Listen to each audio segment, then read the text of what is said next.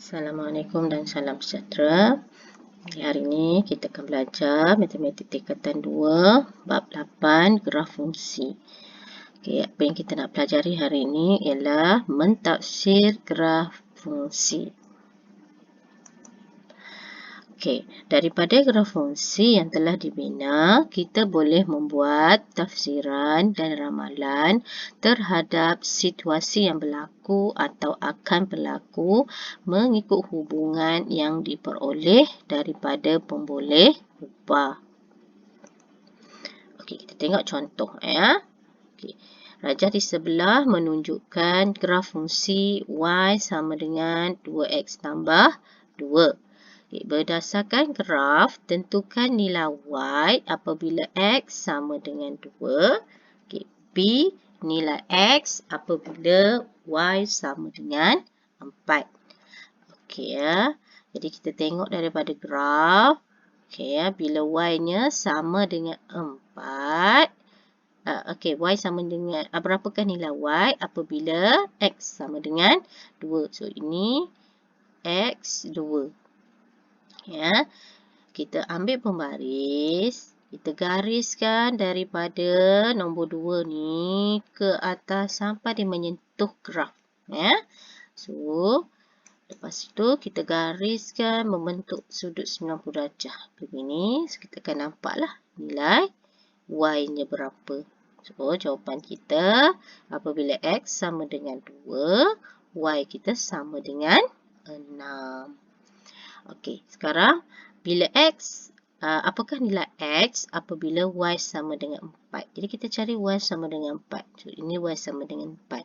Okay, kita buat garisan yang mengenai graf fungsi ya. Lepas tu kita buat garisan untuk dapatkan titik x-nya di mana. Jadi, kita dapati bahawa apabila y sama dengan 4, maka x sama dengan 1. Ya, kamu buat di garisan ini. Okey, sekarang kita tengok contoh seterusnya. Okey, rajah berikut menunjukkan graf fungsi y sama dengan x kuasa 2 tolak 2. Okey, berdasarkan graf, tentukan nilai y apabila x sama dengan 2. Sekarang kita cari x sama dengan 2. Ni ya, x sama dengan 2. Kita buat garisan. Okay, ya. Kita buat garisan ke atas. Okay. Lepas tu, kita buat melintang. Okay, kita dapati bahawa bila x sama dengan 2, y juga sama dengan 2.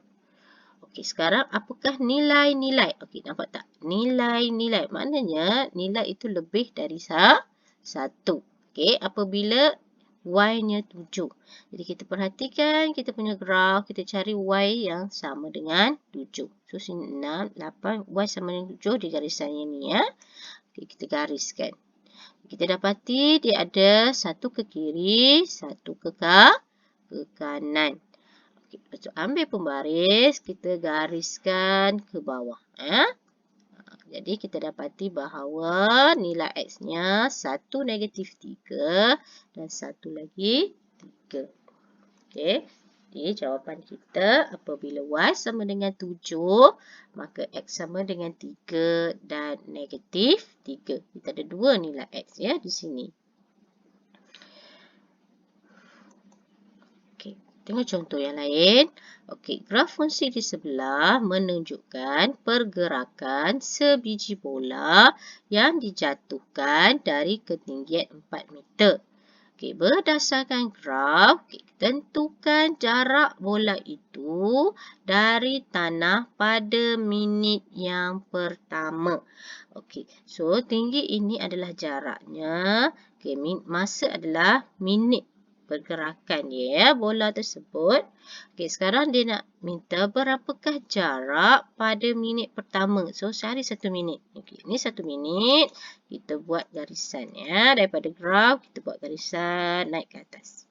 Okey, bila sentuh saja graf tadi, kita buat garisan melintang. Okey, kamu akan dapati bahawa bila x sama dengan 1, so y sama dengan 2. Jadi kita boleh buat kesimpulan, jarak bola dari tanah pada minit pertama ialah 2 meter. Okey, sebab ini dalam unit meter ya. Okey, soalan B.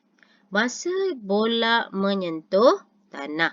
Okey, bilakah masa menyentuh tanah? Okey, bila kita menyentuh tanah, bila di keadaannya tingginya bernilai sifar. Ya. Apabila tingginya bernilai sifar, maknanya bola telah menyentuh tanah. Jadi, manakah nilai sifar? Okey, di sini. Ya.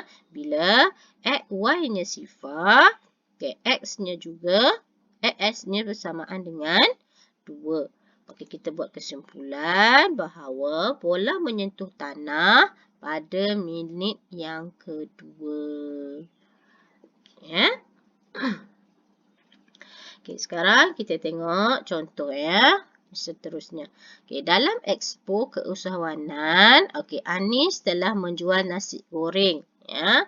Jadi graf ini menunjukkan hasil bilangan nasi goreng dan keuntungan yang diperoleh oleh Anis. Okey, apakah yang kita nak cari? Okey, soalan yang pertama. Berapakah keuntungan yang diperoleh oleh Anis sekiranya dia percaya menjual 20 bungkus nasi goreng? Okey ya, kita tengok untuk soalan A. Okey, sekarang ini bilangan nasi goreng. Okey, ini adalah keuntungannya. Okey, kita nak tahu berapakah keuntungan dia. Kita ambil bilangan nasi goreng tadi, 20 ya. Okey, so kita terus cari. Ya, dapat 10. So, jawapannya, keuntungannya RM10. Okey, untuk soalan B, jika Anis mendapat keuntungan sebanyak RM20, berapakah bungkusan nasi yang dijualnya? Okey, so dia untung RM20, berapakah bilangan nasi bungkus yang dijualnya? Okey ya. Kita tengok. Okey, so ini 20 ringgit yang dia dapat.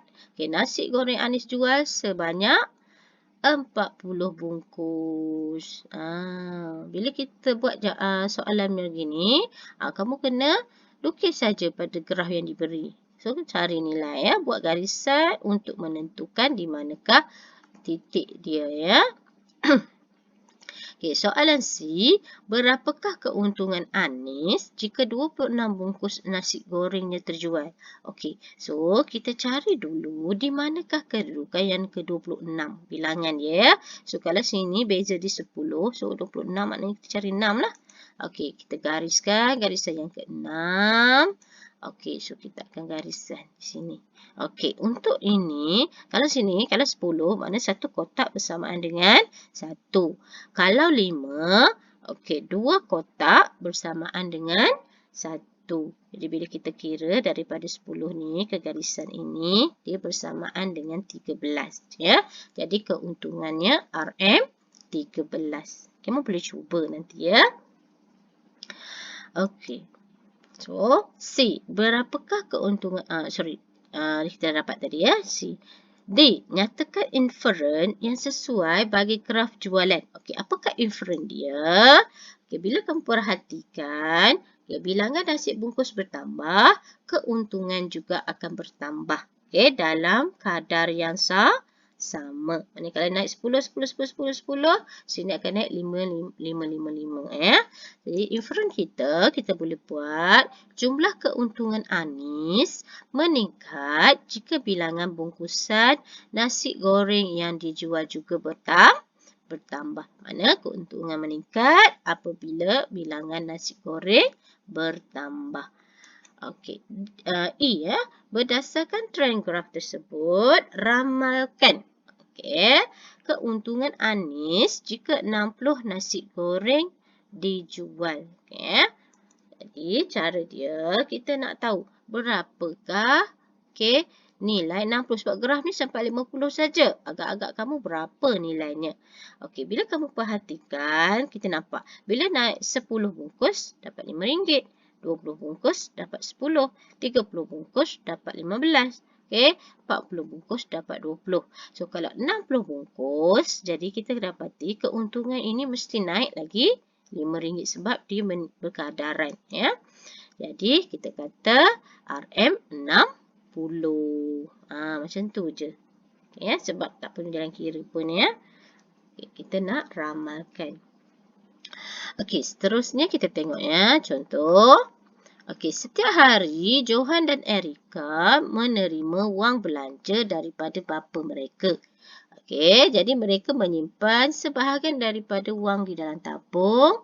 Okey, graf ni menunjukkan jumlah wang yang disimpan mengikut bilangan hari. Berdasarkan graf, okey, berapakah jumlah wang simpanan? Okey, hari yang ke-20 di dalam tabung Johan dan Erika. Okey, baik, kita tengok ya.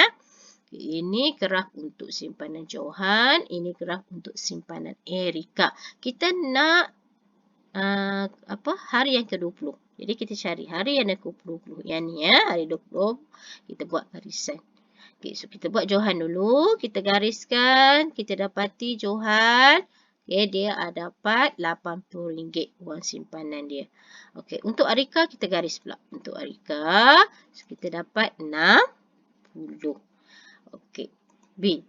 Okey, bilakah wang Johan dan Erika mempunyai jumlah wang simpanan yang sama? Okey, bagaimana kita nak tahu dia sama? Bila dia bersilang.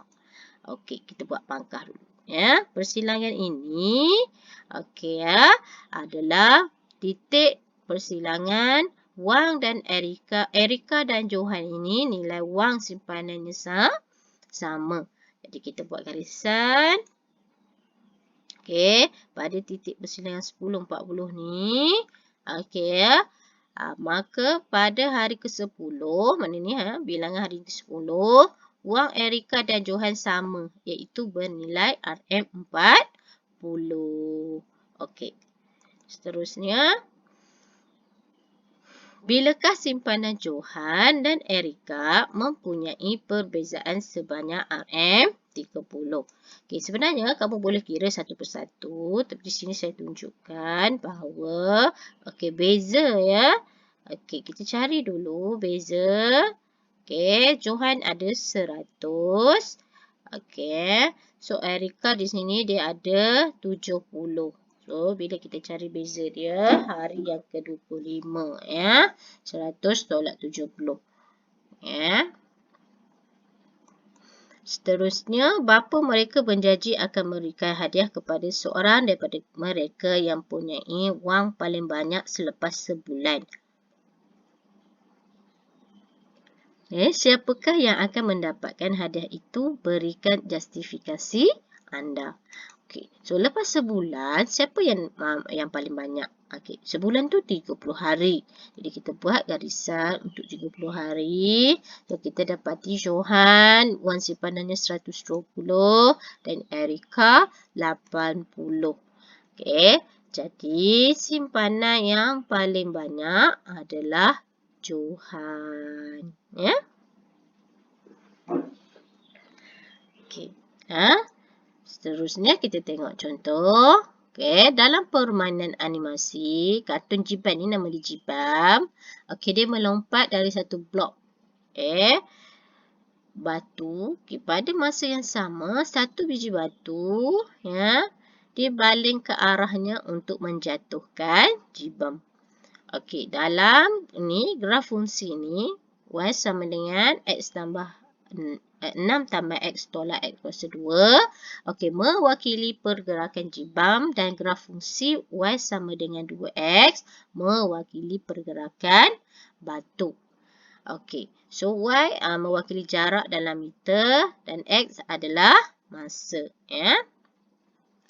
Okey, apakah ketinggian maksimum lompatan Jibam? Okey, bila kamu perhatikan graf ini, okey, dia ada satu line di situ. Okey, maksimum tu mana tinggi, yang paling tinggi. Jadi cara dia, kamu buat satu garisan dan kita akan baca. Okey, so kita dapati bahawa ketinggian maksimum untuk Jibam adalah 6.25 meter. Okey, seterusnya B. Pada saat keberapakah batu itu tepat mengenai jibam? Okey. So, di mana bila jibam ni melompat, dalam masa yang sama, batu tu kena. Jadi, kita cari persilangan graf. So, ini persilangan dia. So, masanya adalah pada minit yang kedua. Pada saat yang kedua. Di batu yang dibaling itu akan mengenai jibam pada saat yang kedua. Ya, kita buat persilangan tadi, kita cari masa dia. Okey, seterusnya. Okey, pada saat keberapakah jibam akan menyentuh permukaan tanah? Okey, ingat ya, bila kita menyentuh permukaan tanah, makna ketinggian kita bernilai sifar Y dia. Jadi, bila ni sifar di sini. Ya, so masanya ialah pada saat yang ketiga. Okey, baiklah. Anak, ini sahaja untuk hari ini. Okey, kamu boleh buat latihan dalam buku teks ya. Jom cuba 8.2 buku surat 163. Okay, soalan nombor 4. Okay, berdasarkan gambar rajah ni, graf ni, kamu jawab soalan yang diberi ya. Bilakah jarak bila petrol 30 liter, 40 liter, 42 liter. Kamu buat garisan ya. Dan hitung kos petrol. Ya. Okey, seterusnya menjana kecemerlangan muka surat 164 ya. Ya, soalan menjana kecemerlangan muka surat 164. Soalan nombor 7. Okey, lengkapkan jadual. Okey, berdasarkan titik yang graf yang diberi, lengkapkan jadual. Okey, B. Okey. Mendapati kosong adalah t-shirt kosnya 50. Jika anda ialah puan ini, apakah penjelasan anda? Okey, kenapa? Ya. Okey. Seterusnya, kamu juga diminta untuk jawab soalan 8. Ya. Baiklah, itu sahaja untuk hari ini. InsyaAllah kita akan jumpa dalam kelas yang berikutnya. Selamat belajar.